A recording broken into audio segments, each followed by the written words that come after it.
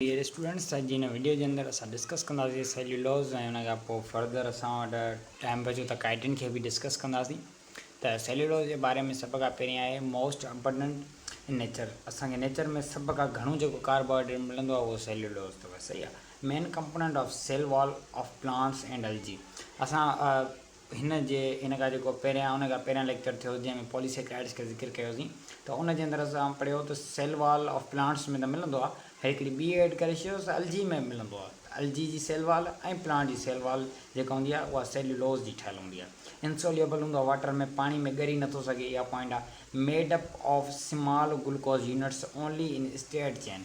Small glucose units जेके हूंदा उन्हनि जो ठहियलु हूंदो आहे, पर उहे छा हूंदा, स्ट्रेट चेन में हूंदा। सही आहे। The straight chain spirally coiled and form tubes for cell wall. हाणे स्पायरली कॉइल्ड ऐं form tubes for cell wall, इहो तव्हांखे मां थोरो बुक मां ॾेखारणु पसंदि कंदुसि त जीअं तव्हांजो कॉन्सेप्ट क्लियर थी वञे त हिन लाइन जो स्पायरली कॉइल्ड कीअं हूंदो आहे।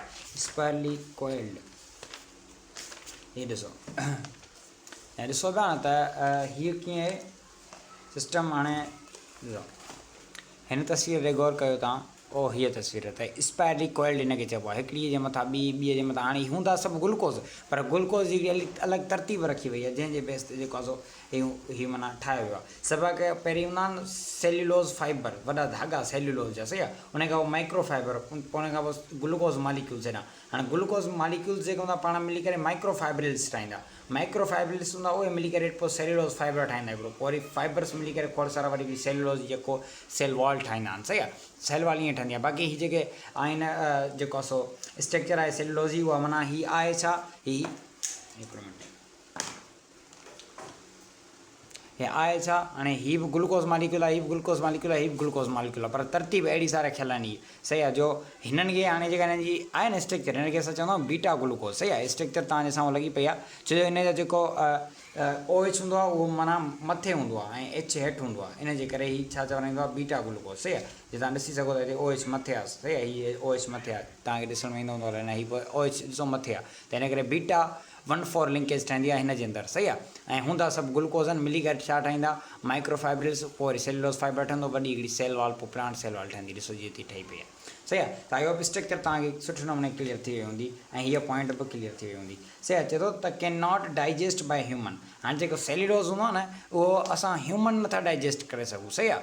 हर्बीवर्स कनि, पर हर्बीवर्स करे सघंदा। हाणे हर्बीवर्स वरी छा था करे सघनि, असां छो नथा करे सघूं, उहो इन जे करे दे हैव माइक्रोब्स, जेके उन्हनि वटि माइक्रोब्स हूंदा आहिनि जेके छा कंदा आहिनि, सेल्यूलेज़ हिकिड़ो एंज़ाइम आहे। सही आहे। सेल्यूलेज़ एंज़ाइम रिलीज़ कंदा आहिनि केरु, माइक्रोब्स, पोइ उहे वरी जेको आहे सो डाइजेस्ट करे सघंदा। सही आहे। माना जेको आहे सेल्यूलोज़ हूंदी आहे न उनखे डाइजेस्ट करण लाइ असांखे सेल्यूलेज़ एंज़ाइम जी ज़रूरत पवंदी आहे, जेको असां ह्यूमन्स वटि न आहे। इन जे करे असां डाइजेस्ट नथा करे सघूं कंहिंखे, सेल वॉल खे। उन खां पोइ ॿियो आहे त इहो आयोडीन में को बि कलर न ॾिसंदी आहे। जीअं ग्लाइकोजिन रेड कलर ते ॾसियो ऐं अमाइलोज़ असांखे ब्लू कलर ते ॾसियो, बट सेल्यूलोज़ को बि कलर असांखे न आहे ॾसींदी। सही आहे। आई होप त तव्हांखे इहो पॉइंट क्लियर थी वियो हूंदो। अॻिते आहे हिन जे बारे में त नॉट ब्रांचिंग। सही आहे। ब्रांचिस वग़ैरह न आहिनि हूंदियूं। हीअ आहे त वैसे ब्रांच ॾी, पर उन वे में न आहे जंहिं में असां सम्झंदा आहियूं जीअं ब्रांचिस हूंदियूं आहिनि हुन जूं। हीअं त माना हिकिड़ी यको जेका ब्रांच ठहंदी आहे उहा न हूंदी आहे। सही आहे। अनब्रांचिंग हूंदो आहे, कॉटन फाइबर वग़ैरह मिलंदो आहे, मेड बाय बीटा ग्लूकोज़। ॿुधायोमांव इहो त अनब्रांच्ड बीटा ग्लूकोज़ हूंदो आहे जंहिंजे बेस ते ठहंदो आहे। सही आहे। त सेल्यूलोज़ जे बारे में ओवरऑल असांजे बुक में एतिरो ई आहे ऐं पॉइंटूं जेके बि कम जूं आहिनि उहे इहे हुयूं। अच्छा, अॻियां असां वटि जेको टॉपिक आहे उहो आहे काइटिन। काइटिन जी सभ खां पहिरीं त असांखे मोस्ट इम्पोर्टेंट MCQs आहे असांजो, त मालिकुलर फार्मूला हिन जो यादि हुजणु घुरिजे। उहो कहिड़ो आहे, C8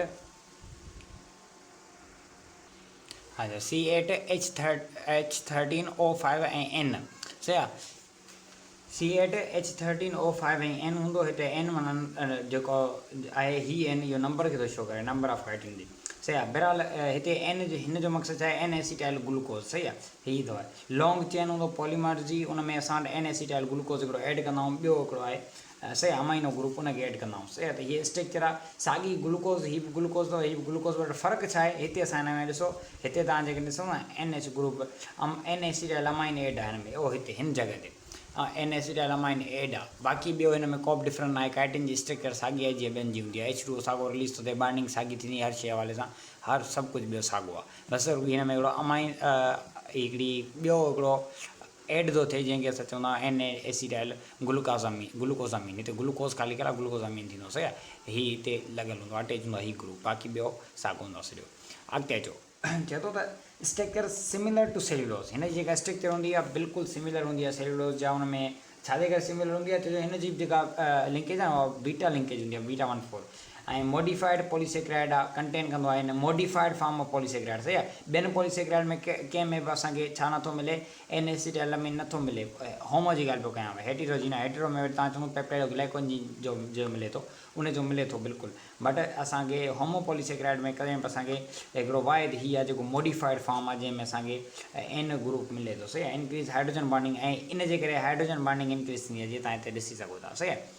अच्छा, इन प्योर फॉर्म जेकॾहिं प्योर फॉर्म ॾिसूं कंहिंजो काइटिन जो, त उहो प्योर फॉर्म में जेको हूंदो काइटिन उहो ट्रांसल्यूसेंट हूंदो, लाइट कैन पास हुन मां पार्शली माना light can pass half light can pass, हिते हाफ लिखा हूंदो एड थो करे छॾियांसि, चए थो half light can pass partially माना कुझु लाइट ट्रांस हिकिड़ो हूंदो आहे ट्रांसल्यूसेंट, ॿियो हूंदो आहे ट्रांसपेरेंट, ॿियो हूंदो आहे ओपेक जंहिंमां बिल्कुलु लाइट न क्रॉस करे, ट्रांसल्यूसेंट जंहिंमां कुझु क्रॉस करे सघे कुझु न क्रॉस करे, ट्रांसपेरेंट माना जंहिंमां मुकमल तौर सां लाइट गुज़री सघे सही आहे। त पिलिएबल माना बेंडेबल, कंहिं शइ खे बेंड करे सघिजे हुनखे असां, जीअं हीअ मिसाल आहे हीअ त कपिड़ो आहे, कपिड़ो त इवें ई बेंड थी वेंदो, पर हिन जे अंदरि हिते हीअ ॾिसो हीअ बेंड थिए वापसी साॻियो थो अची वञे, त इनखे असां चवंदा आहियूं पिलिएबल।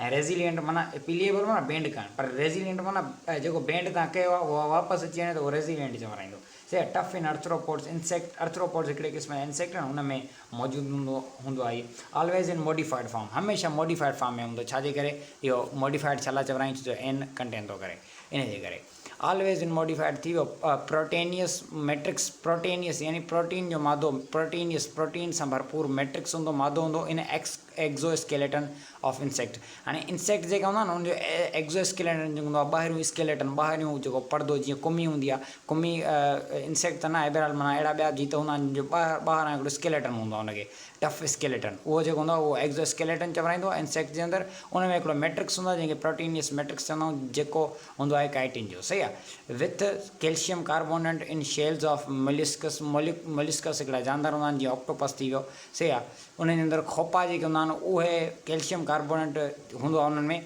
ऐं उहे काइटिन जा हूंदा आहिनि सही आहे। ऐं उनखां अलावा ॿियूं पॉइंटूं एंड क्रिस्टेंशियंस केकड़ा, क्रिस्टेंशियंस जेके हूंदा आहिनि केकड़ा, उन्हनि जे अंदरि असांखे काइटिन मिलंदो आहे मादो।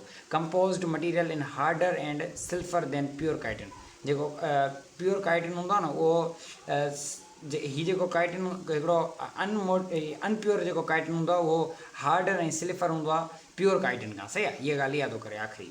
बाक़ी काइटिन जे बारे में ओवरऑल इहे ई शयूं आहिनि, अञा कुझु एक्स्ट्रा हूंदियूं जेके मूं ॿुधायूं हूंदियूं, बाक़ी उहे बि अञा बुक जे अंदरि एतिरो घणो डिटेल में डिस्कस न आहे।